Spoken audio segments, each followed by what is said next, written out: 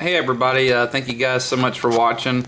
I wanted to just, I don't know if you guys like Dick Morris or even know who he is. He's this like political commentator. He gets on Fox News every now and then. But he talks about what's coming up with this treaty, this arms treaty that's about to possibly get passed, and not only that, but get signed. And it's a really quick little video, and I thought it really did a really good job of explaining about what this treaty is and what it means for us and everything. So I'm gonna play it for you guys.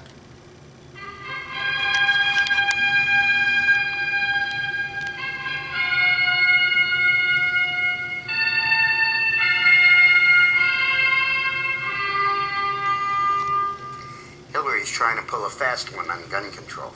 That's what we'll talk about in today's video. In prior videos, I've warned you that on July 27th, Hillary, on behalf of the Obama administration, is going to sign on to the Arms Trade Treaty, ATT. And what that really is an international, United Nations-based regimen of gun control throughout the world. Its nominal purpose is to stop small arms from being exported to other countries, to drug gangs, to mob groups, to cartels and dissidents in other countries. But its real purpose will be to do gun control, because the only way they can stop it is they first have to inventory the guns and inventory who owns the guns. And once they get you to register the gun, it's a short step to saying, no, we're going to ban this type of gun and that type of gun and that type of gun. And the enforcement would become horrific. And it would not be by act of Congress. It would be by an international treaty that the U.S. would be signatory to. And treaties, as I mentioned in a previous video, have the same standing as a constitutional amendment. This would repeal the Second Amendment. We covered all of this in a previous video. I'm just summarizing it if you hadn't heard it before, because nobody else is talking about it.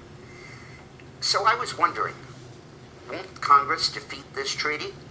And the NRA says that they have commitments from 58 U.S. senators not to ratify this treaty. And all they need is 34 to block it, so they've almost twice the number that they need to defeat it. So why is Hillary signing a treaty that she knows is not going to be ratified? Why is Obama setting himself up for this defeat? Well, I thought about that for a while, and I came up with an answer that will really scare you. Hillary knows that it's not going to get ratified. I bet Obama doesn't ever bring it up for a vote. Harry Reid won't schedule a vote on it. Even if they keep control of the Senate, they won't be able to ratify it, and I don't think they'll try. So why is she signing it? Frank Gaffney told me, and I looked into this, and he's absolutely right. There's a thing called the Vienna Convention, which the U.S. signed and the Senate ratified. And it provides that when we sign a treaty, until it is either rejected by the Senate or renounced by a president, it remains in force, binding us based on the President's or the Secretary of State's signature. So what's going to happen here is she's going to sign the treaty. They hope Obama gets reelected. They never bring it up for a ratification vote because they know it's going to lose. And Obama does not renounce the treaty, and the United States is bound by it. And for the next 4.5 years, these international gun controls take effect. And once there's a constitutional provision, which in effect this would be, it's enforceable by United States courts. So the U.S. District Court will be holding against people having guns, requiring registration, doing all of this stuff based on a signature by this administration. Now, obviously, if Obama loses, the first thing Romney will do, I hope, is renounce the treaty, and we have to make sure that he does. We need to get a commitment from him before Election Day that he's going to do that. And at that point, the treaty is null and void. But, boy, these are very close stakes. Now, please, nobody is talking about this. You haven't heard this on ABC, NBC, CBS. Okay, so I think that's pretty interesting. And isn't it pretty coincidental that this whole treaty deal is happening right at the startup of the Olympics? Is that a coincidence? Is that sort of watch the other hand kind of thing? It seems like a little magic trick, watch the other hand. That's right, guys. Watch the Olympics while we possibly take your whole Second Amendment rights away from you. And how about this, Colorado incident? Happens approximately 1 week before this. Isn't that interesting? Or how about this too? How about this for another little, just a scenario now on top of all this? You know, in Chicago sometime this year, I think a couple months ago, they were talking about how they were taking money for people turning in their guns. Like if people turned in a gun or so, or something like that, or like even a BB gun, they got some sort of money reward. What do you think will happen possibly to get everybody that are on these food stamps? What if they say, you know, whenever the government or the economy collapses and they say, hey, you want to eat? Turn in your guns. Is that possible? And this is, I'm sure we'll talk about, I just want to talk about Colorado real fast too. I'm sure everybody's seen this by now. If not, this is an FBI release talking about how it was issued on the 17th of May of this year. And it talks about how terrorists are, well, as you can read, terrorist interest in attacking theaters and similar mass gatherings. But nobody ever heard of this. It was never released. And if you go, I won't read any of it. I'll put the link below though. But it talks about how in April this year there was a bombing at a theater in Somalia, and then in 2002, I think it was, in Russia there was a hostage situation in a Russia movie theater. So they had this whole, as you can see, little press release or whatever, and never released it to the public. And you know what also I find funny is that they wrote a press release, and then a month later, like something exactly what they were warning about happened.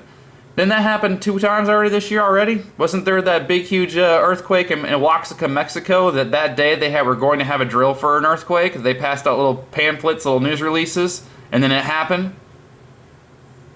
And then how about see you got this one? Dang it, there was one more. It'll come to me. Oh, the freaking Colorado wildfire. Gee, sorry. ABC reported in May, the first week of May, that terrorists are talking about possibly burning or torching the forest, saying that now the national forest and all the big wildlife and everything is now a terrorist attraction, a terrorist target. I mean, and look at that. That was reported by ABC News the first week of May. And then what happens at the beginning of June, 1 month later? The biggest wildfire in Colorado's history. And then what happens in May? They do this FBI release. Oh, look out for freaking terrorists attacking theaters. And what happens a month later in Colorado? I'm sorry, 2 months later in Colorado? A terrorist shooting. It's crazy. And I wish I don't have this lady's permission, otherwise I would play it. But I'll put this below. This video she did is awesome. It's really short. You should hear all the different stories now. Now all the details are coming out. They're talking about how whenever the shooter came in this video specifically it talks about when like the shooter came in, all the lights in the theater went out. The movie went off. All the lights, the little lights on the walkways to show you where you're walking, all gone. They couldn't even see anything. What are the chances of that? How about as you can see that there were more people involved? They're saying that the shooter got a phone call. He walked up to the emergency exit, let someone in who fired off the canisters. And then that dude, the shooter, came in all dressed in black and just started spraying people. It's crazy, all these different details. So on top of the whole FBI press release thing, so you know my antennas are up. I don't buy it. And it's funny, like I said, 1 week before this arms treaty. How coincidental is that? I wonder how hard it'll be to freaking pass that thing now in light of this. And of course you got all sorts of Democrats and I don't even care about their political affiliation, but you got all these politicians now calling for gun control. Imagine that.